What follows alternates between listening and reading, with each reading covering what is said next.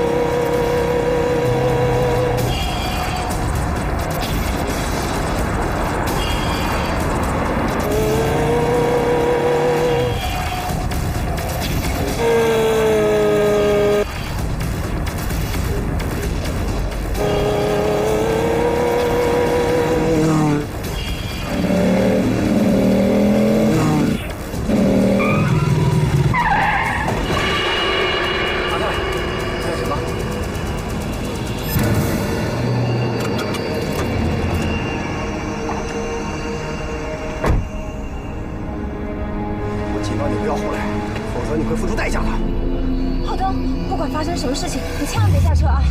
我现在也警告你，你赶紧给我让开，否则你也会付出代价的。黄兰，你千万别冲动！我求你了，你现在什么话都别说，我求你了，行不行？蓝子欣，你现在最好告诉我，你为什么会在殷浩东的车里？难道你早就跟他在一起，住在他家是吗？你骗着我伯父和伯母跟他在一起是吗？他住在哪儿和你有什么关系？小子，你想干什么？浩东，快上车！听叶小姐的，快吃上去吧。叶小姐。怎么了？是在交叉叶小姐？怎么样？邝元，在我没有生气之前，你最好不要说话，否则我永远都不会原谅你。幽檀，他是谁？为什么这样指责我？幽檀，我明白了，蓝素心，你一直在殷家扮演着叶幽檀的角色是吗？蓝素心，蓝素心是谁呀？来，让我告诉你，蓝素心是他就是蓝素心。邝元，他是蓝素心。幽檀呢？幽檀在哪里？幽檀已经被你给害死了，就是你这个混蛋害死了他。这笔账我还没跟你算，你又来找他，你还是不是呢？你没事吧？没事吧？是啊，是蓝素心。那幽檀呢？不要问我。他说幽檀已经死了，是吧？不是这样的，浩东，你千万不要相信他就是个神经病，他脑子有问题。蓝素心，这是杀害叶幽檀的凶手，你怎么能帮着他说话呢？难道你想成为第二个叶幽檀吗？邝元，你胡说！我胡说？现在是殷家在欺骗着你，殷家每天把你欺骗着，难道你不明白吗？殷浩东，难道你想谎称丧失了记忆，逃脱法律的制裁吗？我告诉你，现在就算你死了，也没有人会同情你。赶紧闭嘴，你这个混蛋！马上滚开！我滚开！我告诉你，我就算滚了，我也要让蓝素心知道叶幽檀是怎么死的。蓝素心，你听好了，叶幽檀就是被他从18层给推下去的，推下去的，推下去的。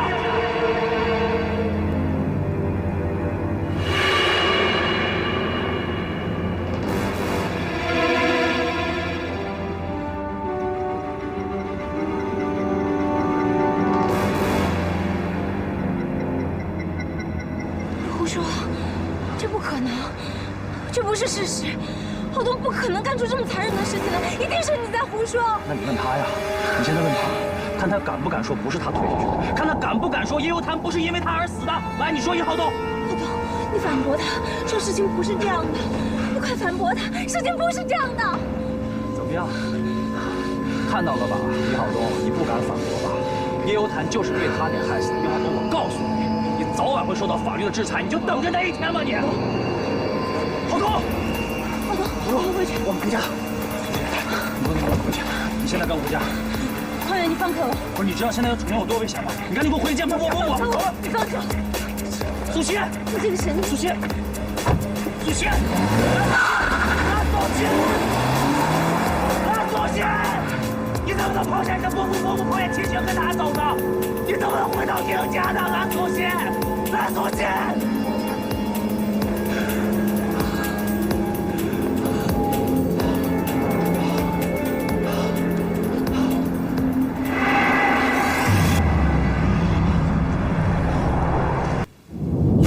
坠楼身亡的吗？这太不可思议了。浩东看上去纯洁又善良，他怎么会亲手害死幽潭呢？素心，这是杀害叶幽潭的凶手，你怎么能帮他说话呢？难道你想成为第二个叶幽潭吗？匡源，你胡说！我胡说！现在是英家在欺骗着你。梁素心，你听好了，叶幽潭就是被这个混蛋从18层给推下去的。不，这绝不可能。浩东绝不是那样可怕的人，一定是匡源因爱生恨，丧失理智才说出那样的话。浩东不可能干出这么残忍的事情来，一定是你在胡说。那你问他呀，你现在问他，看他敢不敢说不是他推下去的，看他敢不敢说叶幽潭不是因为他而死的。不，梁素心，你不能相信匡源，你一定要相信自己的判断。浩东他根本不知道叶幽潭已经出事了，他怎么会是装出来的失忆呢？蓝素心是谁？来，让我告诉你，蓝素心是他就是蓝素心。匡源，他是蓝素心。可幽潭呢？幽潭在哪儿？我现在最担心的一切终于发生了。浩东他已经彻底知道我叫蓝素心，不是叶幽潭，他也知道了叶幽潭已经不在人世了。他醒后，我就不能再扮演叶幽潭了，我一定会被他赶出殷家。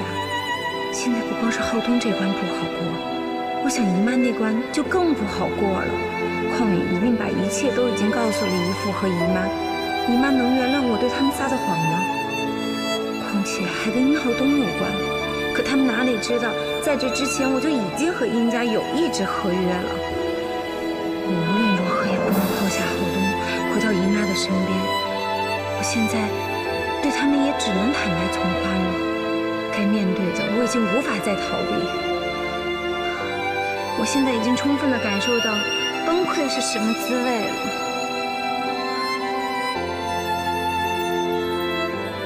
匡源啊，都是伯父伯母连累了你，过去都是我跟你伯父没有管教好幽潭，太娇宠他，事事都顺着他。最后才使他跟殷浩东混在了一起。你看你那么真心诚意的对他，他最终还是伤害了你。现在我不说了，这都是伯父伯母的错。总而言之吧，我们这辈子都欠你的。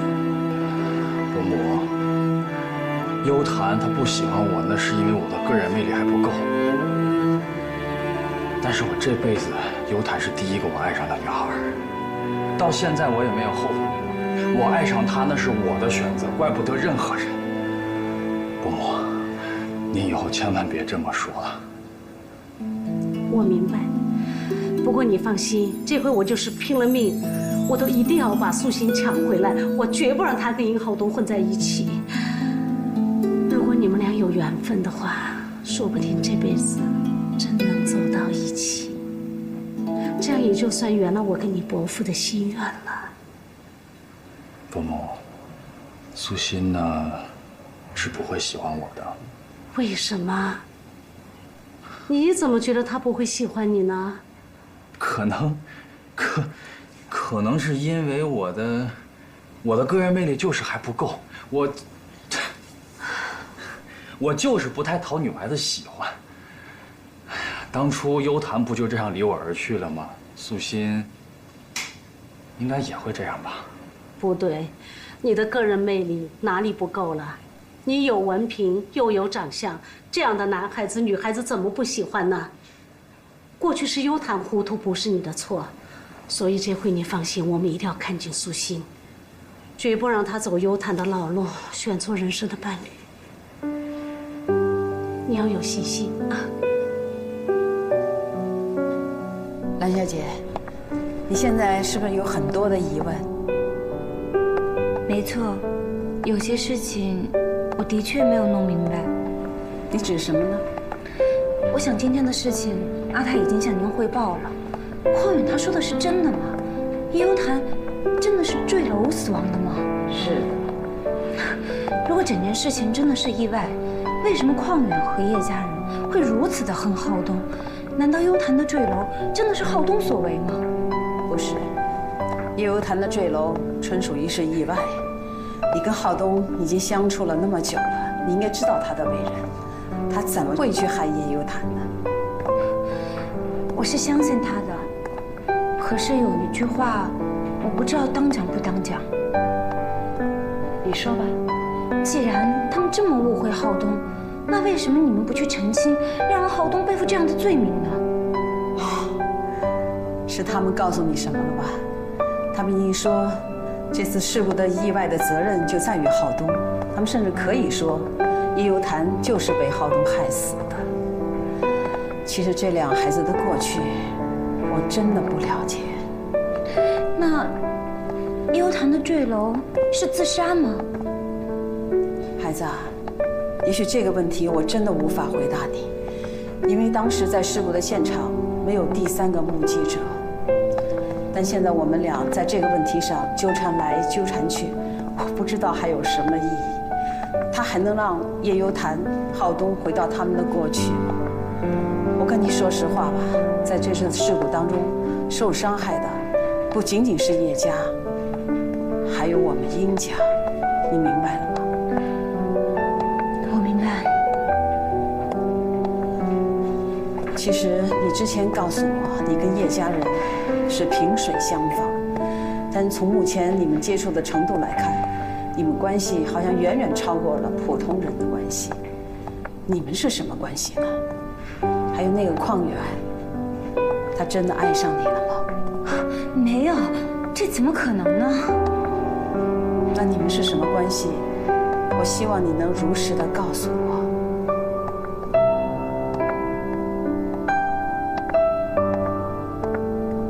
我不能说出叶太太是我姨妈的事。不是说善意的谎言是能被原谅的吗？即使我说出了实情，夫人也不会相信我。她会认为我进入殷家是另有企图。上回她已经够激动了，我怎么敢再雪上加霜呢？就让我把坏人做到底吧。只要不伤害殷家，不伤害浩东，我就是做了坏人也无所谓。蓝小姐，我在问您话呢，怎么不回答我呀？夫人，叶伯母只是很想把我当成她的女儿，所以她才和我那么亲近。没有说别的，他们没有建议你让你搬过去住，因为你失去了父母，他们也失去了女儿，你搬过去，你们正好是一家人。是的，这些话他们的确说过，他们很想让我做女儿，也希望我能搬过去跟他们一块儿住。你没有答应他们吧？没有，我怎么可能会答应他们呢？我不想做一个背信弃义的人。我知道，我这4年是属于殷家的，所以我是一定不会答应他们的。你能明白这个道理就好。是，我们之间就是一个雇佣关系。你未来的4年都是属于殷家的，只有殷家才有权利保护你、照顾你。任何人的出现都无法改变这样的一个事实。过来。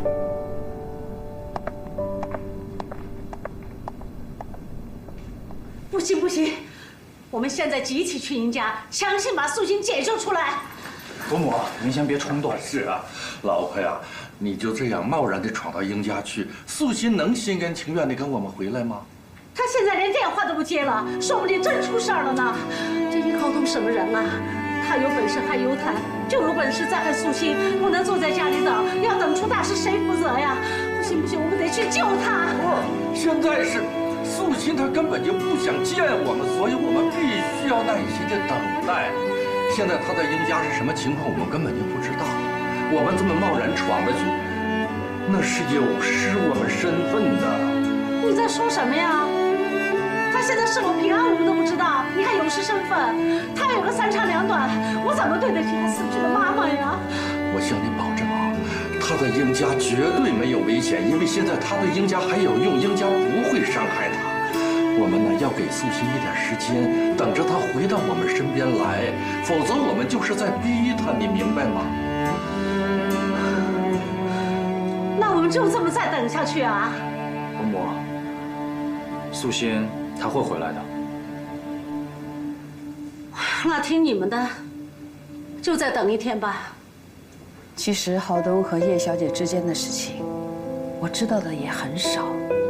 但是有一点，我想我的分析是对的，浩东不爱叶有谈。夫人，我没听错吧？你说他们之间没有爱情？你没有听错，浩东确实不爱叶有谈，是叶有谈深深地爱着浩东，百般地在纠缠着他。最后这个孩子是伤心欲绝，所以才出了个大事情。可是，浩东自从出事之后，一直叫着叶有谈的名字，而且浩东对叶有谈的好，好到无可挑剔，这又怎么解释呢？这也是我最想不通的事情。但是根据汪医生的推测，就是那一天，在公寓里发生的悲剧，对于浩东来讲，印象实在是太深刻了。所以在他的潜意识当中，他觉得他是对不起叶有谈的，在病中，他都想着要对他好。再说出事的那天现场只有他们两个人，至少是他坠楼的那一瞬间，只有浩东看到，这给他对他的印象实在是太深了。所以以后，他就吵着要见叶有谈，要寻找叶有谈。那为什么邝远和叶家的人认定有谈坠楼就是浩东所为，说是他把有谈推下去的？那是他们叶家人的单方面的推测，因为当时在现场的只有他们两个人，所以他们就断定那一定就是浩东干的。其实，事发的当天，我到了现场，叶有谈已经坠楼身亡了。我推开了房间的门，看到浩东躺在地上，浑身是血，他的腹部还有很深的刀伤。如果当时不是我及时的把他送到医院的话，恐怕他的小命就没有了。那到底是谁伤害的浩东？难道是叶有谈吗？那把刀就握在了叶有谈的手里。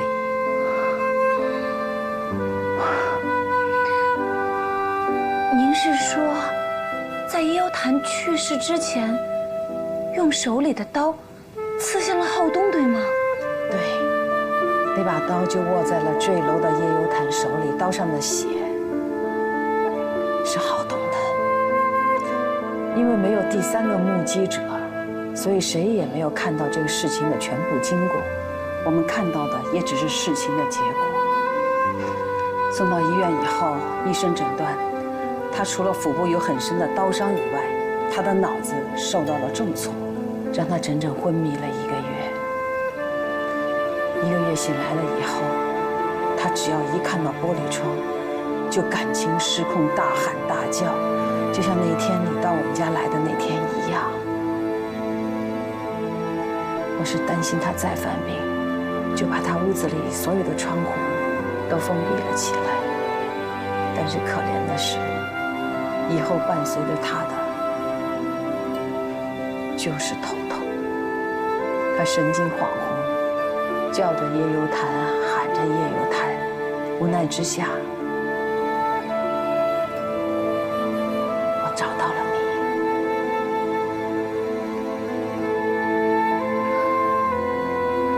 可叶有谈肚子里的孩子，我记得这件事情我跟你已经解释过了，因为当时孩子和孩子的母亲已经没有了生命的迹象，法医没有做最后的鉴定。只是在以后的日子里，叶家的人几乎天天到我家里来大吵大闹，他要我的儿子浩东为他的女儿去偿命。我能理解，同样都是父母，他们失去了他的女儿，那份痛，我能理解。但是反过来说，他们这两个孩子都是年满18岁以上的成年人了，合则聚，不合则分，这么简单的道理，他们都应该懂。谈情说爱嘛，分了手就要持刀伤人，这我想不通。不管这幽潭肚子里的孩子是谁的，一个女孩遇到了这样的事情，我觉得真的好可怜哦。我想那天她要不是受到了很大的打击，她是不会做出这种失去理智的事情来的，对吗？我同意你这个说法，所以直到现在我都是很后悔的。我后悔让浩东考上大学以后同意他搬出去住。也许我这个孩子他条件太优越了，许许多多的女孩子都那么愿意围着他，其中也包括叶幽潭。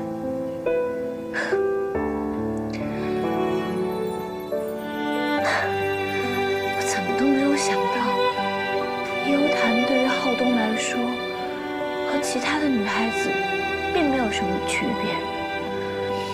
这和我想象中他们那种感天动地的生死恋情相差实在是太远了。可是夫人，你又怎么能判断浩东对幽潭没有爱呢？因为是浩东亲口跟我说的，他说：“妈妈，如果我找到了一个生生死死可以相爱一辈子的女孩，我一定会把她带回家里来给您看。”我不认识叶幽潭，如果他们是相爱的，他怎么可能不把她带回家里来？好了，我把家里的事情全都告诉你了。之所以以前我对你会有一些隐瞒，我是怕你会误解浩东，我也怕你接受不了。其实你现在跟浩东相处了那么长的时间，我相信你对他自己也应该有一个独立的判断能力了，对吧？无论浩东之前做过什么，我从来都没有觉得他可怕过。但是我现在的心情真的很乱。这我都能理解。我先把这些告诉你，我还是希望你不要去讨厌他，因为所有的只是我们的一个推断，事情真相还得等到将来。我还依旧希望你能够那样的去照顾他、关心他，你能做得到吧？放心吧，夫人。不管浩东和幽潭之间发生了什么样的事情，他始终是我需要照顾的病人。只要他一天需要我，我就会一天陪在他的身边，这一点从来都不会改变。谢谢你，你能够这么说，我心里感到很安慰。让我们一起为他祈祷吧，希望他早日的苏醒。等他苏醒过来的那一天，你还愿不愿意留在我家里，你自己选择。但是不管怎么样，我会感谢你为浩东所做的一切。我也要谢谢夫人，谢谢你把一切都告诉我了。现在我们殷家对你来讲就没有任何秘密了。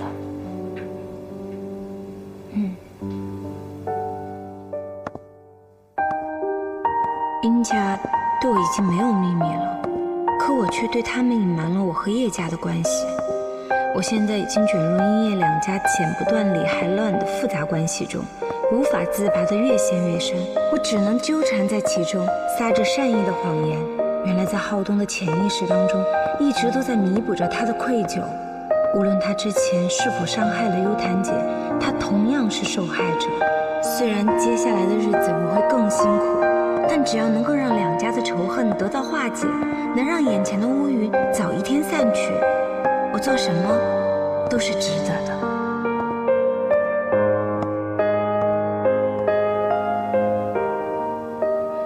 夫人，您是把一切都告诉兰小姐了吗？一切该发生的事情都是躲不过去的，真的假不了，假的真不了。我现在把一切都告诉了她，以后我真的不需要提心吊胆的过日子，一切随缘吧。兰小姐在我们家里是去还是留，就得看她跟我们殷家的缘分了。我相信兰小姐跟我们殷家是有缘分的，她是不会离开浩东的。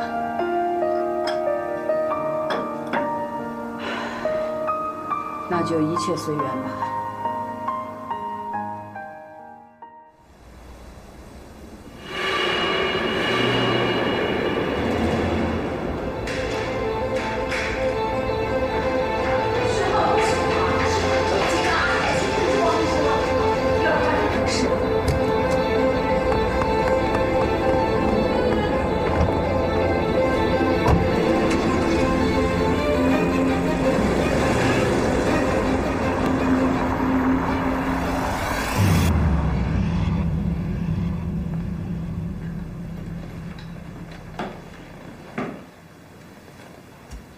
夫人，您没必要太担心了。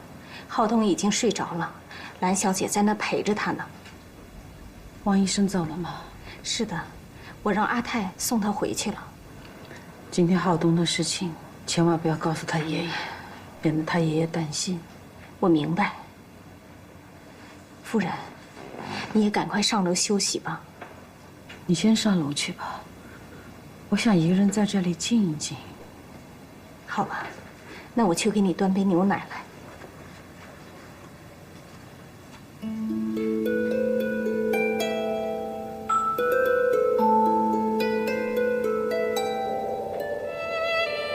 浩东，你快点好起来吧，大家都在担心着你。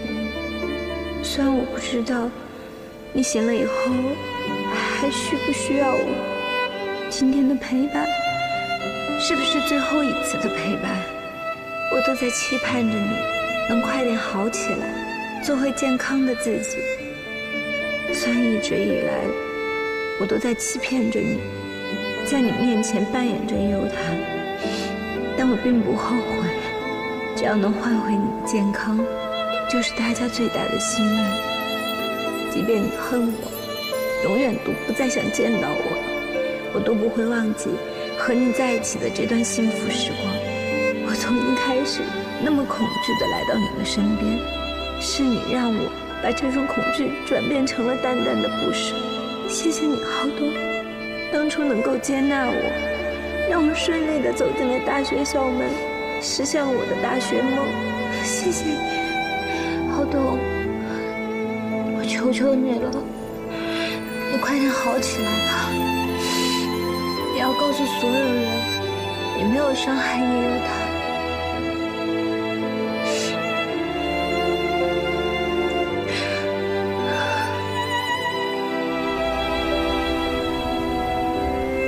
姨妈，我知道我的决定伤了你和姨父的心。在这个时候，我没有选择亲情，没有选择回到你们的身边，因为事情并不是你们想象的那么简单。虽然我不知道表姐和林浩东的过去，但我知道，在我找到你们之前，在我最苦难、最落魄无助、无钱去上大学的时候，是殷家向我伸出了援助的手。他们给了我学费，给了我一个可以挡风遮雨的温暖住所，给了我不用夜晚蜷缩在公园里等待着微量的安全感，是他们的学费，让我走进了我和妈妈梦想中的大学校门。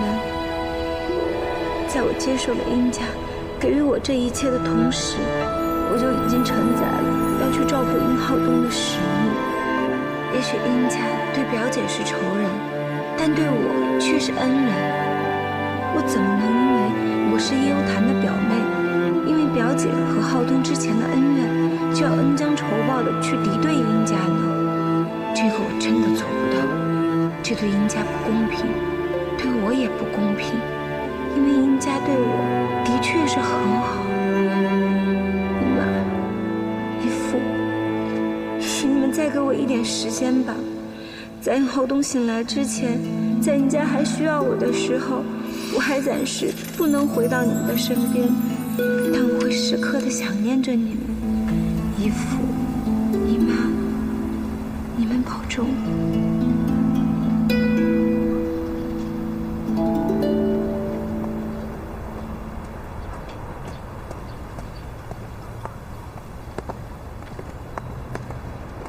小妹妹，你能帮姐姐一个忙吗？嗯，你能把这封信送到8楼的那一家吗？是8楼右手那一家，对吗？真聪明，谢谢你，小妹妹。可是姐姐，你为什么不自己去送啊？你是哭了吗？姐姐没有，快去吧。好。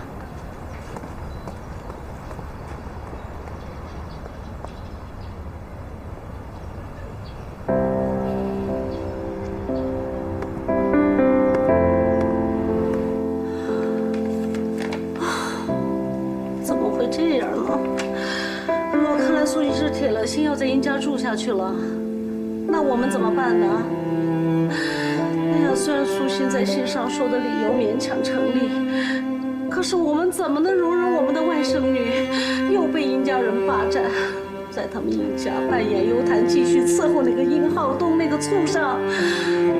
哎呀，这太欺负人了！我不能眼睁睁看着不管。可是我们知道啊。素心是个重情义的人呐。当时我们还没有帮到他的时候，是殷家帮他渡过了难关，这个情谊他一生都不会忘记的。现在我们就是勉强把他抢回来，他的心也不会快乐，所以就走一步看一步吧。等到他真的想回来的时候，他的心才会留在我们身边。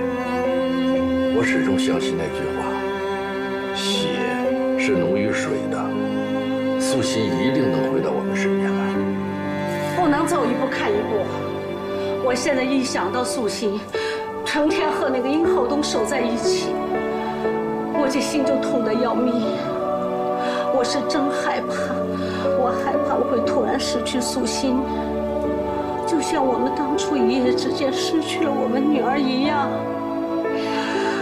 这种提心吊胆的日子我没法过。可是，素心既然写了这封信，却是让别人送上来的，也就是说，他到了楼下都不肯上来，这就证明他还没有想好。我们不要勉强他，我们要明白欲速则不达的道理，要相信船到桥头自会直。也许。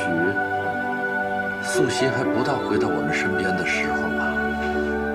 哎呀，那你说，这殷家人又是怎么找到素心的呀？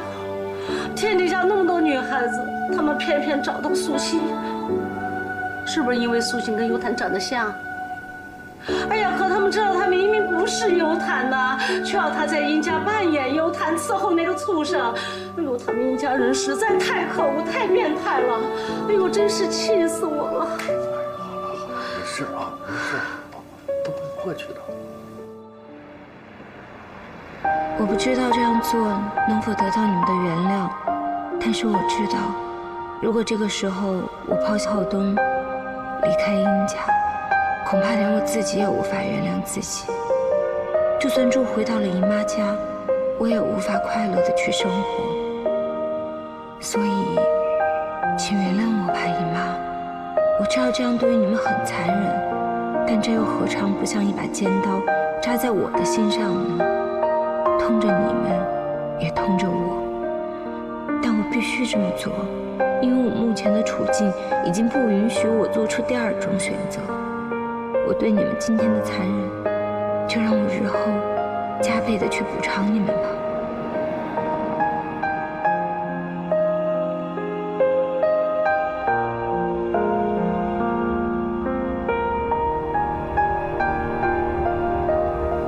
好了，不胡思乱想了，早点睡吧。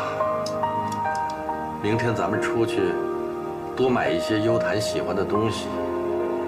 这些天一直张罗素心的事情，忽略了优谈，孩子一定怪我们了。明天就给他扫扫墓。是啊，天天想着素心的事情，都忘了给自己的女儿扫墓了。这反过来，素心还伤我们的心。哎呀，我现在心里好想念我的女儿优谈呢。明天呢，我们就多买一些优谈和孩子喜欢的东西啊。好好准备准备吧，明天一早就去。好，一早就去。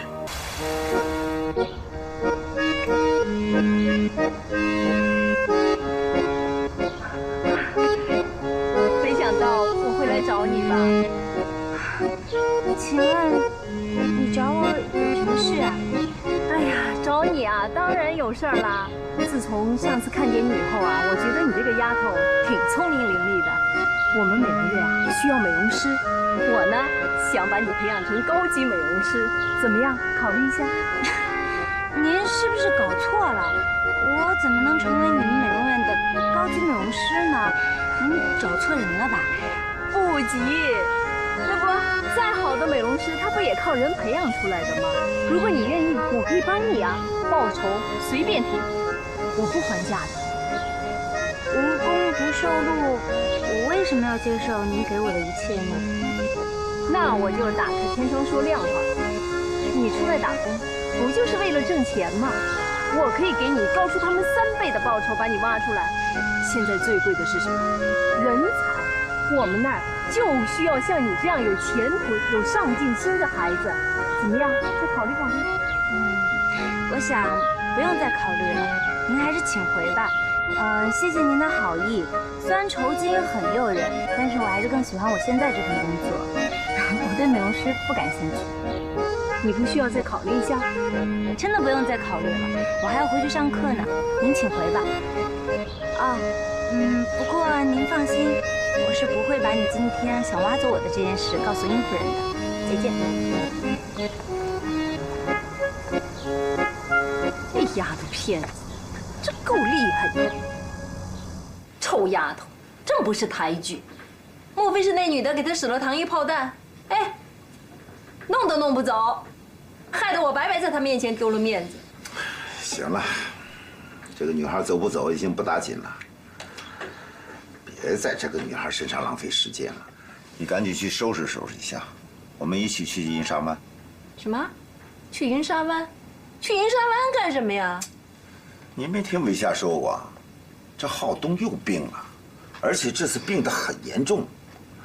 我们就是装装样子，也得去慰问慰问，不是？浩东他不是老病吗？有什么好慰问的？说你糊涂，你还真是糊涂。慰问他，比和那个小丫头较劲要有用。这是正事儿，你永远做事不在点子上。快去啊！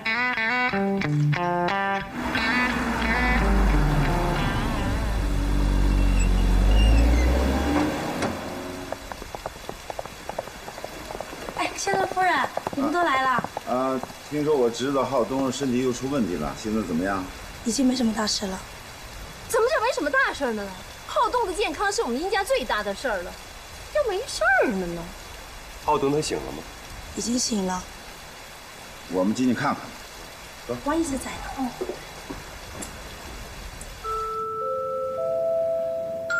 浩东，告诉我你醒了吗？睁开眼睛看看我，妈妈在叫你呢。看看，他们都来看你了，你认识他们吗？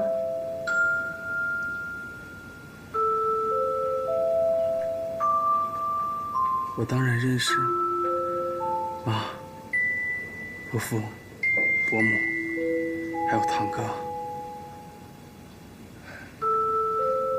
浩东，你终于醒了，我们很惦记你。你伯父都急死了，所以呀，我们特地来看你的。浩东，大家都很担心你，你醒了就好。浩东，你还记得他是谁吗？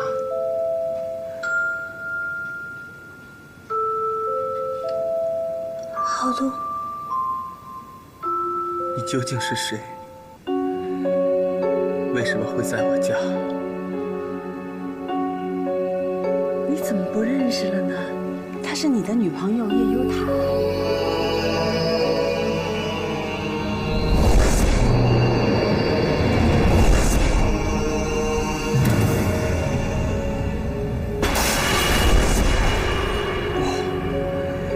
不可能！叶幽檀已经在出事那一天死了。但我可以保证，幽檀的不是我推下去的。孩子，你在说什么？你想起来了？你真的想起来了？你确定叶幽檀已经死了？她不是你推下去的。我想起来了，当时房间里还有一个人。天哪！你再跟我说一遍，当时房间里还有一个人，是吗？对，我都想起来了，当时房间里确实还有一个人。还有一个人，他是谁？你能记得起他的脸长得什么样的吗？我就是想不起他的脸。我一直在想，我想得好痛苦。他是后来才闯进来的，看上去很凶的样子。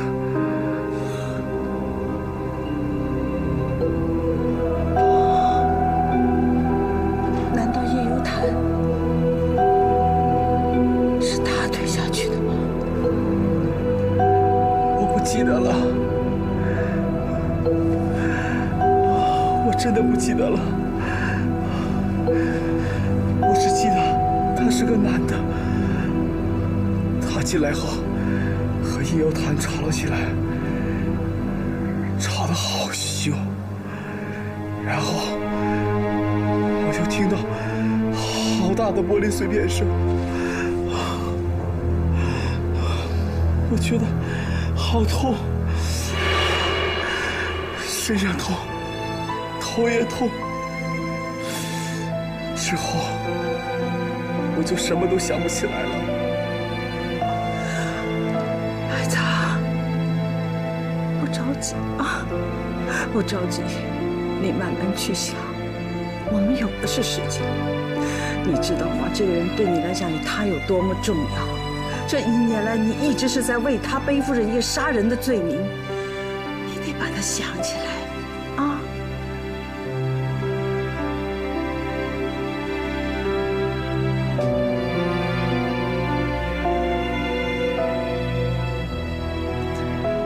妈，你们先出去吧，我有话想对他说。你是指他吗？对。好，妈出去，我们都出去，你好好休息，但是不要害怕哦。妈妈、伯父、伯母、堂哥、舅妈，我们都在门口陪着你啊。那我们出去了，让他好好休息。对，那我们都注意。你好好休息。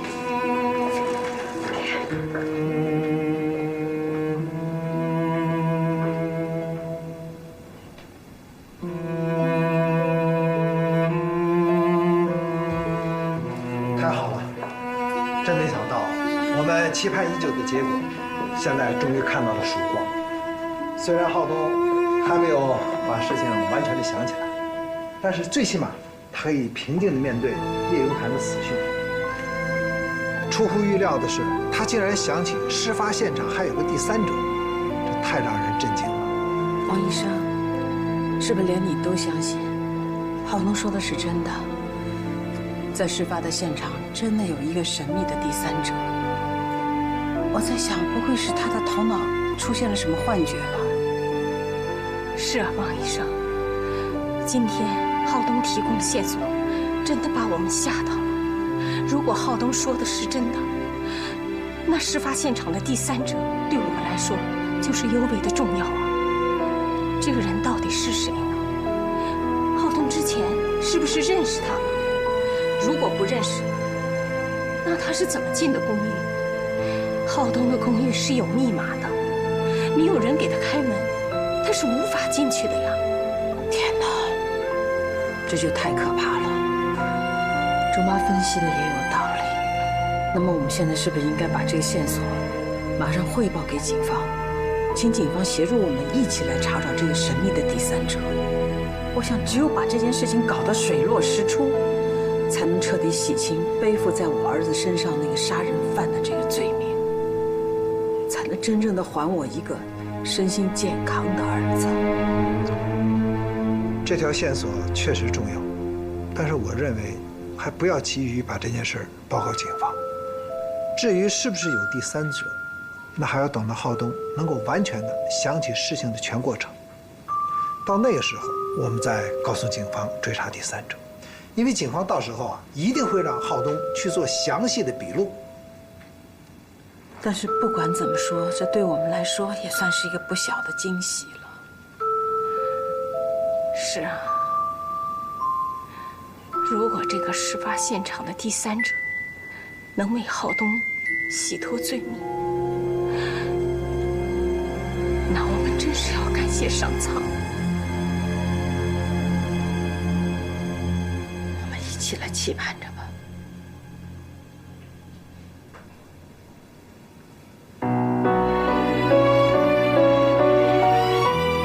你叫什么名字？我叫蓝素心，蓝色的蓝，素心花的素心。蓝素心。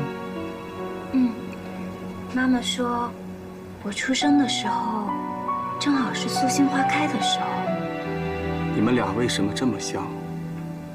连起名字的方式都一样。是啊，这真的是太巧了。你不是叶游潭，但你又长得像游潭，我们好像很熟悉。我们是不是很久以前就认识了？你一直住在我家吗？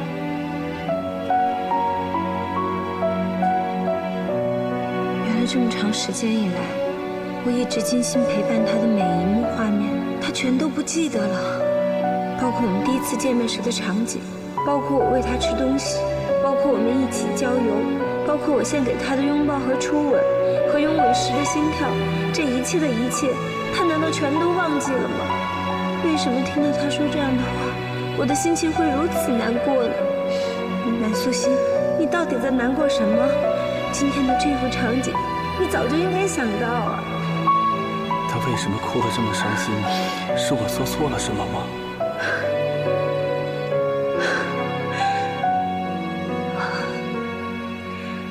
我叫什么其实不重要，重要的是我们曾经一起上学，一起放学，一起去海边散步，一起到山顶上看落日。这一切你都不记得了吗？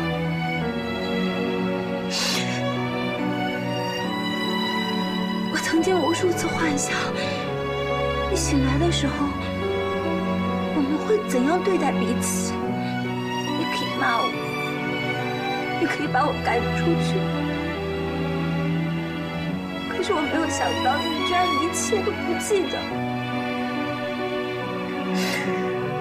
对不起，是我伤害到你了吗？还是我做错了什么？你为什么会哭得这样伤心？你没有错，是我错了，我不应该哭，我不应该把这一切都告诉你，对不起。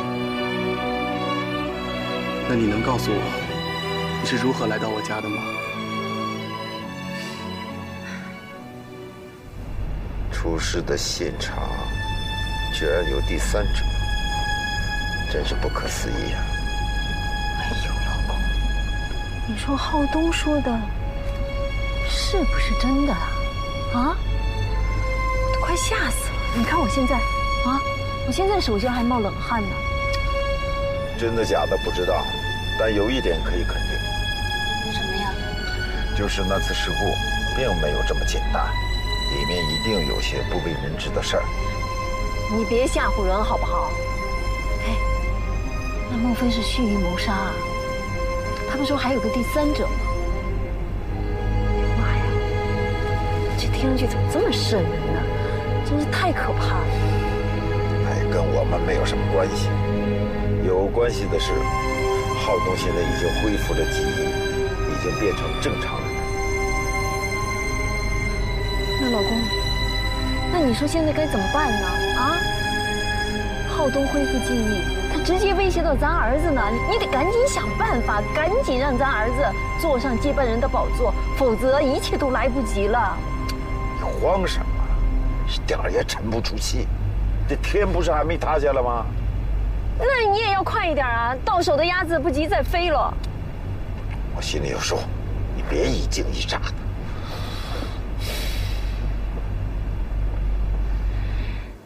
在你失去记忆的那段时间里，你一直在教着夜游谭。你们家很意外地找到了我，因为我们俩长得很像，所以我一直在以夜游谭的身份照顾你。从此，我就搬到了你家。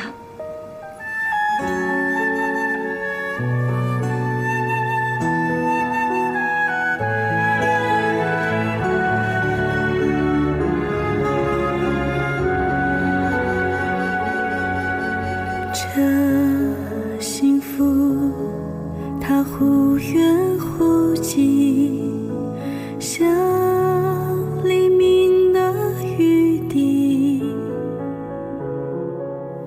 雨轻轻地划下涟漪，向心留下痕迹。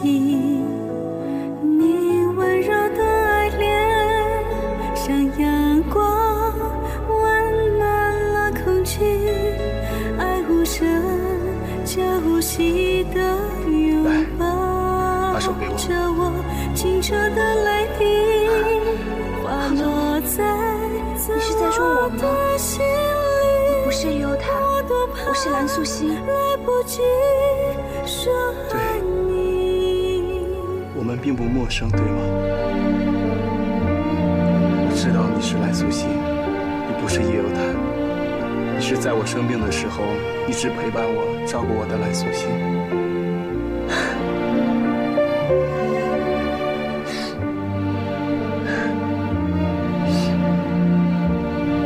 浩东，你真的都想起来了吗？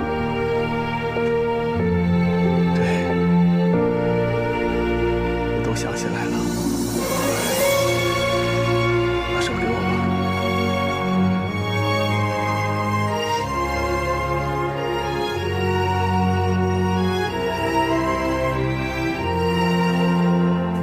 谢谢你，苏西。你不用谢我，照顾你本来就是我的工作，而且我心甘情愿这么做。千万别说谢谢。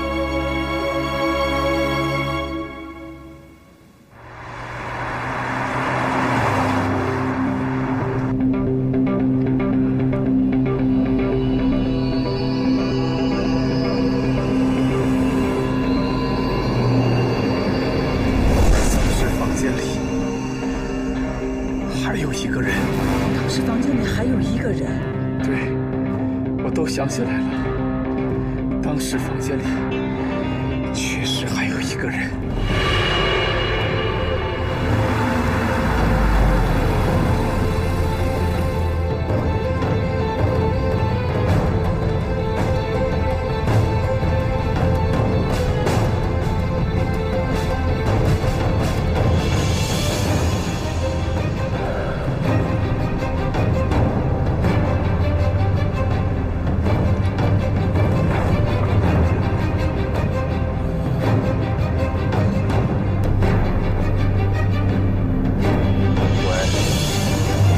你现在在哪儿？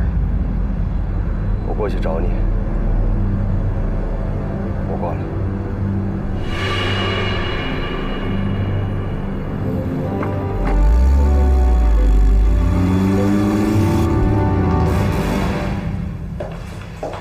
夫人，浩东和来小姐不会有事儿吧？不会的，我的儿子他不会伤害蓝小姐的。他们两个好像有话要说，我们就不要再去打扰他们了。嗯，好。给我倒杯茶来吧。嗯，好了。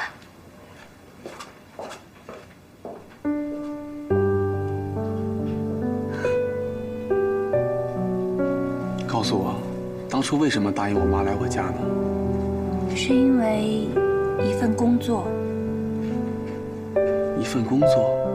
你不是才念大一吗？怎么就出来找工作？因为我和你不一样，我必须要靠这份工作才能换取我大学的学费。那你的家人呢？他们不管你吗？为什么要让你出来挣学费啊？因为我的爸妈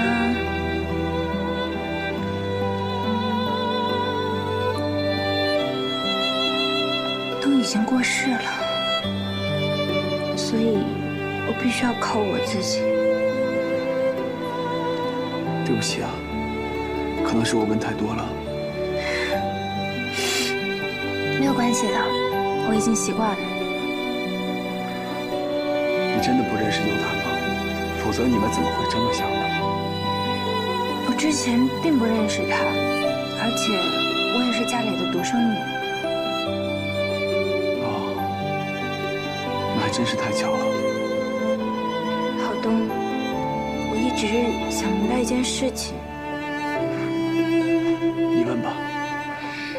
你和优谈是真的很相爱吗？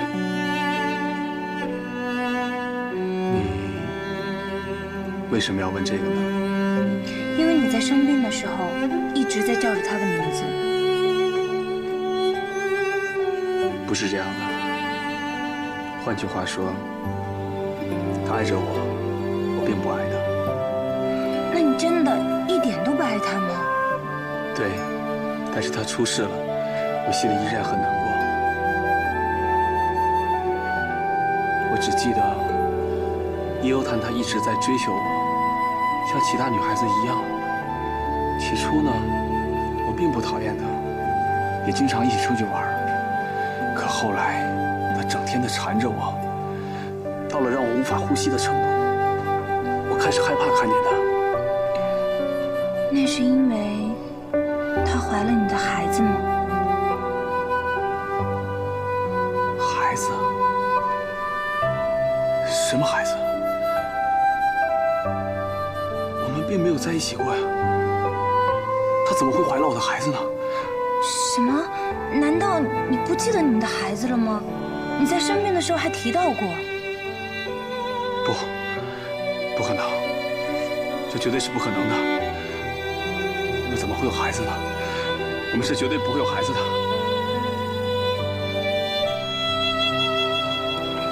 优谈这辈子最爱吃我煮的茶叶蛋了，他说他一辈子都吃不够。哎，我这回要给他多带点儿，让他吃到茶叶蛋，就想起了妈妈。你想带什么呢？咱们就带什么。天也凉了，得带点厚衣服吧。你说他们在那边天凉了，会想家的。你买的那些婴儿用品、孩子的玩具、感冒药什么的，还有能多带就多带吧，去一次也不容易。匡远说呀，他会特地给咱们租一辆车。苏信，你知道优谈他葬在哪里吗？我很想去给他扫墓。你想去给优谈姐扫墓？对。不管怎么说，他离开了，我都应该去祭奠他。那好吧，那我去给夫人说。我相信夫人应该知道他葬在哪儿。如果你们不介意的话，我很想跟你们一起去，因为我也一直很想见见他，可以吗？当然可以，那我们就一起去吧。